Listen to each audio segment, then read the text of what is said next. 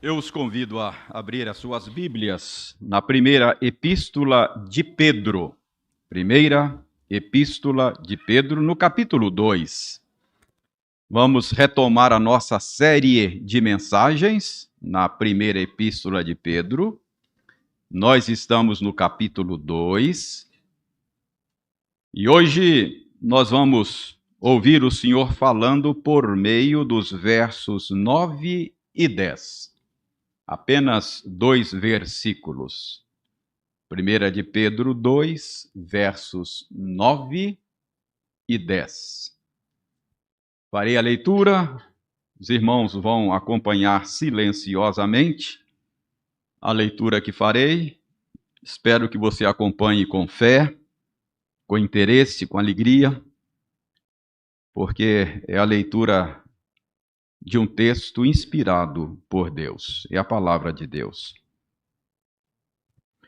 1 de Pedro 2, 9 e 10 diz o seguinte, sempre lembrando que eu estou lendo na Nova Almeida Atualizada. É uma versão diferente da que você tem aí.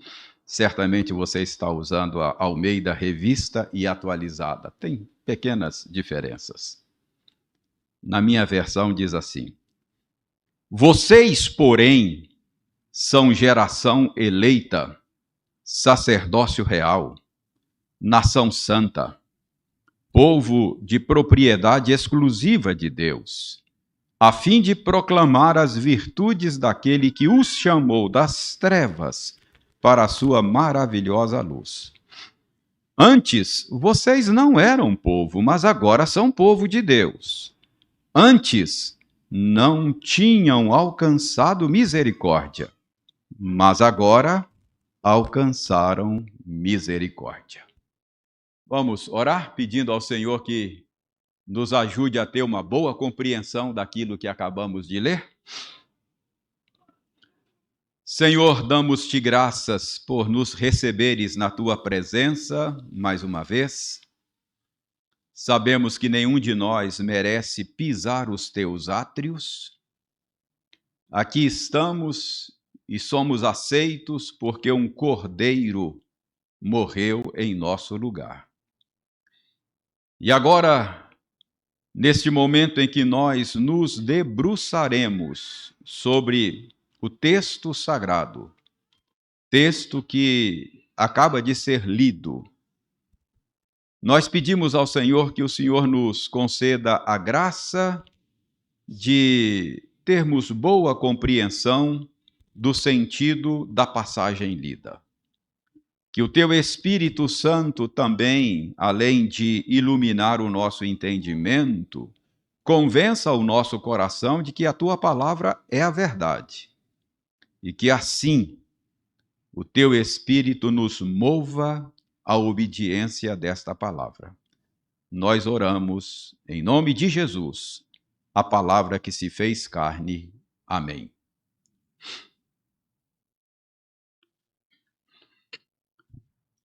O que é a igreja?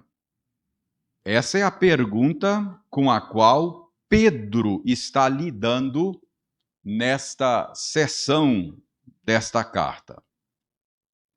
Nós já vimos no último sermão que nos versos anteriores o apóstolo Pedro usa a metáfora da construção civil para nos ajudar a compreender a natureza e o propósito da igreja. Agora, nesses 2 versos que acabamos de ler, a metáfora da construção ficou para trás. Mas Pedro continua aqui tratando da natureza e do propósito da igreja. O que é a igreja? Para que a igreja existe? Irmãos, nesses 2 versos, Pedro diz que a igreja é o novo Israel de Deus. Vejam, por favor, aí na sua Bíblia, a conjunção adversativa, porém, no verso 9. Vocês, porém. Então, esta conjunção adversativa, ela estabelece um contraste com aquilo que Pedro disse antes. E o que foi que Pedro disse antes? Antes, citando o Salmo 118, verso 22, Pedro disse que Jesus é a pedra que os construtores rejeitaram. E quem são os construtores que Pedro tem em mente aí, no contexto anterior? A resposta pode ser encontrada no capítulo 4 do livro dos Atos dos Apóstolos. Lá no capítulo 4 do livro dos Atos dos Apóstolos, nós temos a narrativa de uma história bastante conhecida. Pedro e João, eles foram presos pelos líderes religiosos de Israel por estarem pregando a ressurreição. Eles são levados perante o Sinédrio. E perante o Sinédrio, Pedro, cheio do Espírito Santo, faz uma declaração ousada. A declaração está no verso 11 de Atos 4. Pedro diz às autoridades religiosas de Israel: este Jesus é a pedra que vocês, os construtores, rejeitaram. Mas ele veio a ser a pedra angular. Quem são os construtores, então? A liderança religiosa de Israel. Então, Pedro identifica Jesus no contexto anterior do texto que estamos analisando hoje. Ele identifica Jesus como a pedra rejeitada por Israel. Os construtores são a liderança religiosa de Israel. Portanto, a conjunção, porém, no início do verso 9, indica que Pedro está fazendo um contraste entre a nação de Israel e os seus leitores. Entre a nação de Israel e a igreja. O que Pedro está dizendo é mais ou menos o seguinte: a nação de Israel rejeitou aquele que é a pedra angular do projeto de Deus. Vocês, porém, ele diz, creram nele. Por isso, vocês são hoje o que Israel era no passado. Geração eleita, sacerdócio real, nação santa, povo de propriedade exclusiva de Deus. Então é isso que Pedro está dizendo, ele faz um contraste. Israel rejeitou, vocês, porém, o receberam. Portanto, aquilo que Israel era no passado, vocês são hoje. João fez afirmação muito semelhante no seu evangelho. João disse assim: ele veio para os que eram seus, e os seus não o receberam. Mas a todos quantos o receberam, deu-lhes o poder de serem feitos filhos de Deus, a saber, os que creem no seu nome. É a mesma coisa. Ele veio para os que eram seus, os judeus, mas eles o rejeitaram. Mas a todos quantos o receberam, deu-lhes o poder de serem feitos filhos de Deus. Mas não apenas Pedro, não apenas João, Paulo segue na mesma toada. Paulo segue na mesma direção. Escrevendo aos Gálatas, Paulo deixou claro que os verdadeiros filhos de Abraão não são os seus descendentes biológicos, mas os verdadeiros filhos de Abraão são os que creem.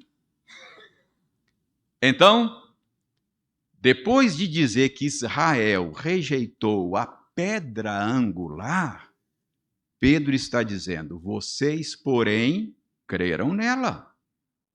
Portanto, vocês são hoje o Israel de Deus.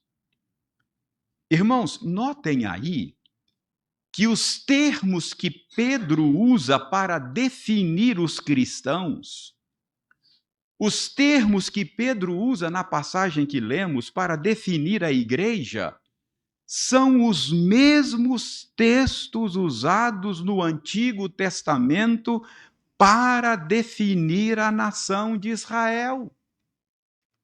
Geração eleita, sacerdócio real, nação santa, povo de propriedade exclusiva de Deus.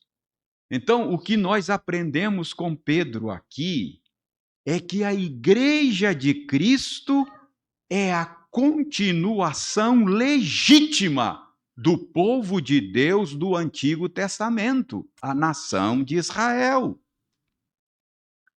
E qual é a implicação disto? A implicação disto é que Israel, como nação, não representa mais a raça eleita de Deus. Agora, os que creem em Jesus Cristo, tanto judeus quanto gentios, formam o povo eleito. A igreja é hoje a nação santa. A igreja é hoje a raça eleita. Vejam agora o verso 10. O verso 10 do nosso texto diz: antes, vocês nem eram povo, mas agora são povo de Deus. Irmãos, no Antigo Testamento, Deus já havia dado pistas de que chegaria um dia quando um povo que não era povo dele seria feito povo dele. A igreja, como continuação daquilo que Israel foi para Deus no passado, é o cumprimento, por exemplo, de uma profecia de Oséias. Certamente você se lembra do livro de Oséias e dos nomes estranhos que Deus deu aos filhos de Oséias. Você se lembra daqueles nomes estranhos? Oséias teve uma filha e Deus mandou colocar o nome dela de desfavorecida. Oséias teve um filho e Deus mandou colocar o nome dele de não meu povo. Olha só que nomes estranhos. Mas é que estes nomes têm significado profético. Com esses nomes, Deus estava dando pistas daquilo que ele haveria de fazer. O nome não favorecida da filha de Oséias significa que Deus haveria de retirar o seu favor de sobre a casa de Israel por causa dos seus muitos pecados. No entanto, Deus revelou a Oséias que essa rejeição de Israel não seria total e final. Deus prometeu a Oséias restaurar um remanescente fiel em Israel. E o nome do filho, não meu povo, É uma pista que Deus estava dando de que ele faria povo seu um povo que não era seu povo. Então Deus revelou a Oséias que não iria apenas restaurar um remanescente fiel de Israel, mas ele haveria também de, no futuro, ampliar o número dos filhos de Israel.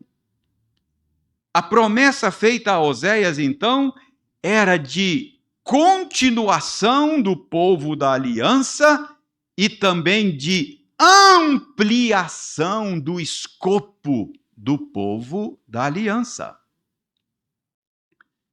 Tanto Pedro quanto Paulo entende que esta profecia de Oséias se cumpre na igreja de Cristo. Aqueles que não eram povo de Deus, agora foram feitos povo de Deus. Então a igreja é a continuação e a ampliação do Israel de Deus do Antigo Testamento. É por isso que a nossa tradição, a tradição reformada, diz que a igreja é o novo Israel de Deus. Mas a gente precisa entender esse novo aqui. Esse novo não significa que tenha havido uma descontinuidade no plano de Deus. O plano de Deus não sofreu solução de continuidade. A igreja não substitui Israel no sentido de ser algo totalmente novo. Paulo diz que os gentios foram enxertados na oliveira. A oliveira permaneceu, o povo do Antigo Testamento permaneceu. Não é que Deus cortou uma árvore e plantou outra, mas ele fez apenas um enxerto. Portanto, não é novo no sentido de que a igreja tenha substituído Israel como algo totalmente novo. Os crentes são chamados no Novo Testamento de filhos de Abraão. De certa forma, é o mesmo povo, mas numa versão agora ampliada. É o mesmo povo, a mesma aliança, mas agora numa versão multirracial, numa versão multinacional, numa versão universal. É um Israel formado por pessoas de todas as raças, todas as tribos, todas as nações. Você entende o que é a igreja? Você entende por que é que Pedro diz que os cristãos são geração eleita, sacerdócio real, nação santa, povo de propriedade exclusiva de Deus? Então, o que é a igreja? É o povo de Deus agora numa versão ampliada. O mesmo povo que tinha um caráter nacional, hoje tem um caráter multinacional. E por que aqueles que não eram povo de Deus foram feitos povo de Deus? É claro que, como vimos, Israel rejeitou a pedra angular que é Cristo. E Deus usou essa rejeição de Israel para ampliar o escopo da aliança sua. Mas preste atenção, esse texto está nos ensinando que a rejeição de Israel foi apenas a causa instrumental da inclusão dos gentios. A causa eficiente foi a misericórdia de Deus. Vejam o final do verso 10. Aí diz o seguinte: antes não tinham alcançado misericórdia, mas agora alcançaram misericórdia. Irmãos, ninguém se torna povo de Deus pelo critério do merecimento. Não é por mérito próprio, mas por misericórdia, que aqueles que não eram povo de Deus foram feitos povo de Deus. Esse critério foi o critério do antigo Israel. Por exemplo, em Deuteronômio capítulo 8, versos 7 e 8, nós lemos o seguinte: o Senhor os amou e os escolheu, não porque vocês eram mais numerosos do que os outros povos, pois vocês eram o menor de todos os povos. Mas o Senhor os escolheu porque o Senhor os amava e para cumprir o juramento que tinha feito aos pais de vocês. O Senhor os tirou com mão poderosa e os resgatou da casa da servidão, do poder de Faraó, rei do Egito. Então, por que é que o antigo Israel foi feito povo de Deus? Por causa da misericórdia de Deus. Por que é que o novo Israel, a igreja, é feita povo de Deus? Por causa das misericórdias do Senhor. Então, o critério é o mesmo, tanto para o antigo Israel quanto para o novo Israel. Antes não tinham alcançado misericórdia, mas agora alcançaram misericórdia. Houve um tempo em que a misericórdia de Deus estava reservada somente à nação de Israel, mas agora ela foi estendida aos não-judeus também. Então, o que é a igreja? A igreja é o novo Israel de Deus. Por que é que nós fomos incluídos no povo da aliança? Por causa das misericórdias do Senhor. Não somos melhores do que os judeus que se endureceram e que rejeitaram a pedra angular. Tanto eles quanto nós somos povo de Deus por causa das misericórdias do Senhor. Mas a pergunta última é: para quê Deus fez de nós propriedade sua? Com que finalidade? Com que propósito Deus estendeu a sua misericórdia aos não-judeus, fazendo deles o seu povo? A resposta está no verso 9.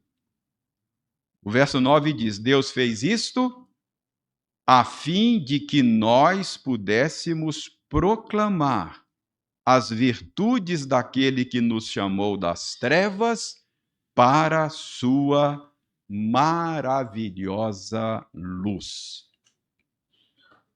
Irmãos, o plano de Deus não sofreu solução de continuidade.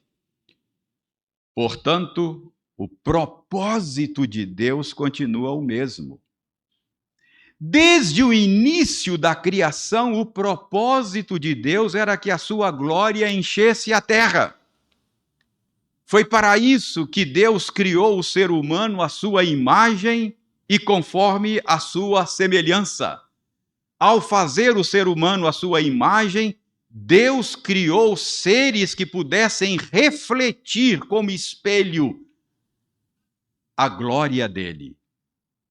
E não apenas isso, Deus os abençoou, dizendo: sede fecundos, multiplicai-vos e enchei a terra.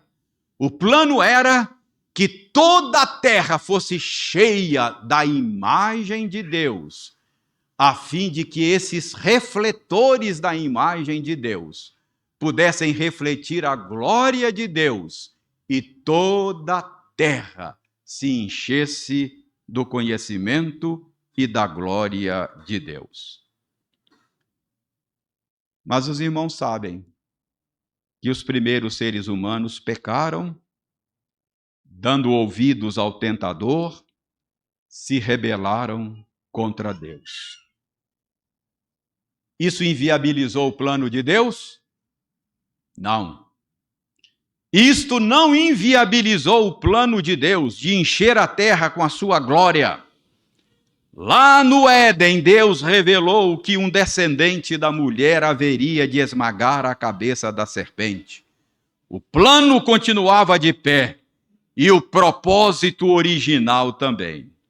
Mais tarde, Deus chamou Abraão, revelou a ele o seu plano, fez com ele a sua aliança e revelou a ele que o descendente da mulher seria também um descendente seu.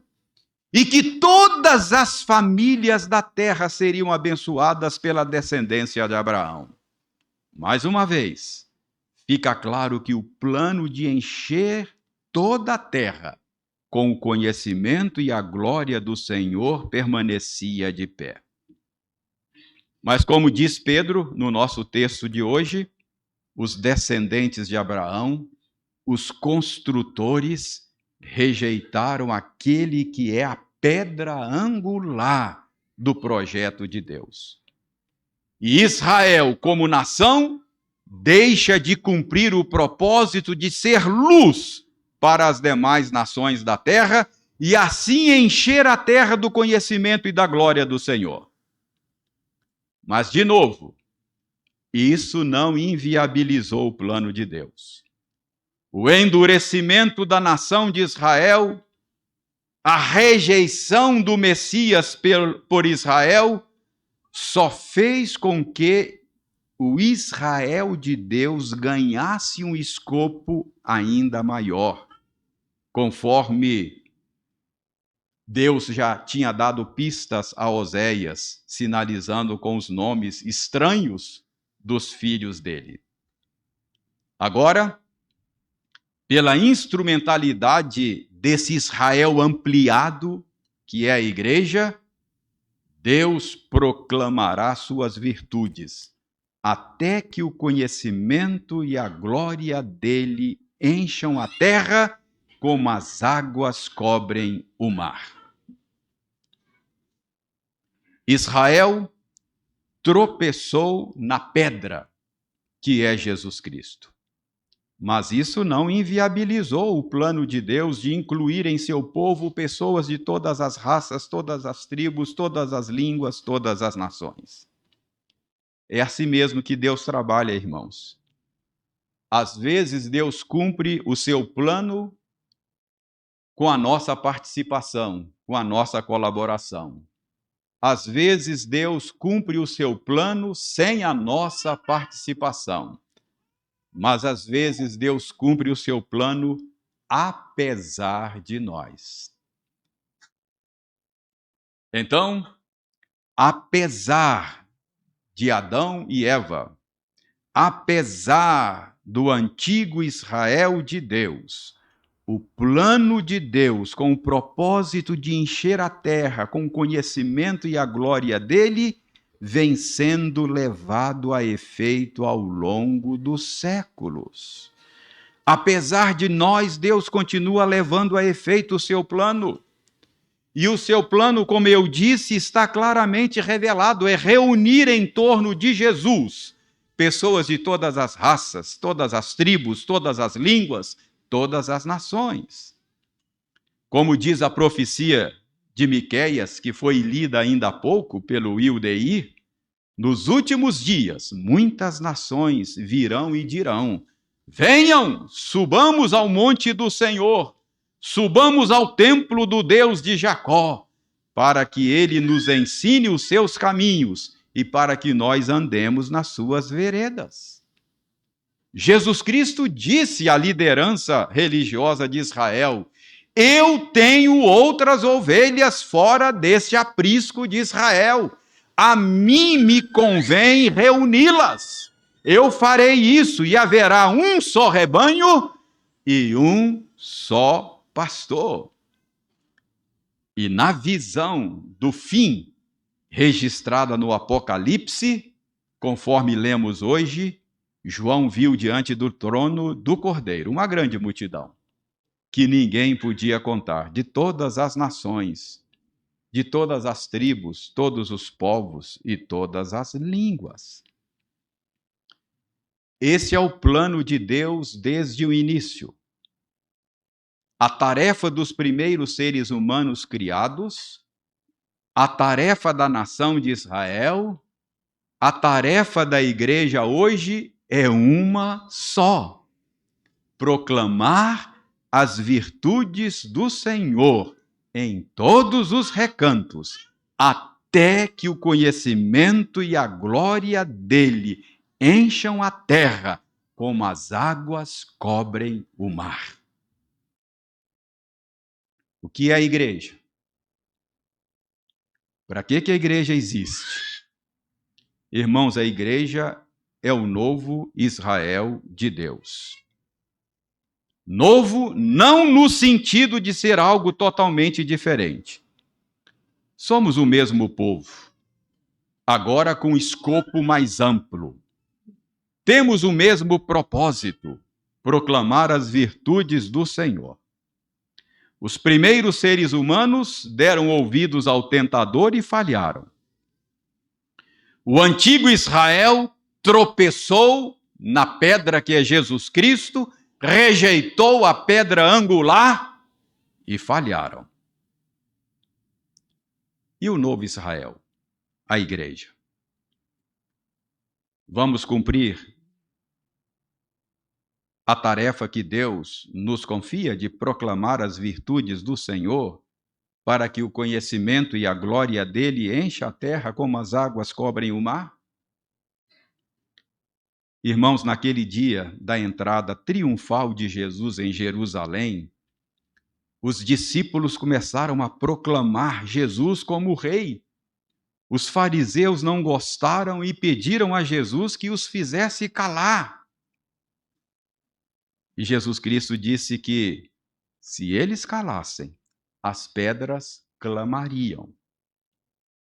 Deus vai cumprir o seu plano de encher a terra com o conhecimento do Senhor e a glória dele. Mesmo que as pedras precisem clamar. Irmãos, o que é a igreja? A igreja é o povo que Deus escolheu, a fim de que, por meio dele, o conhecimento e a glória do Senhor enchesse a terra. É para isso que nós existimos. Essa é a nossa tarefa.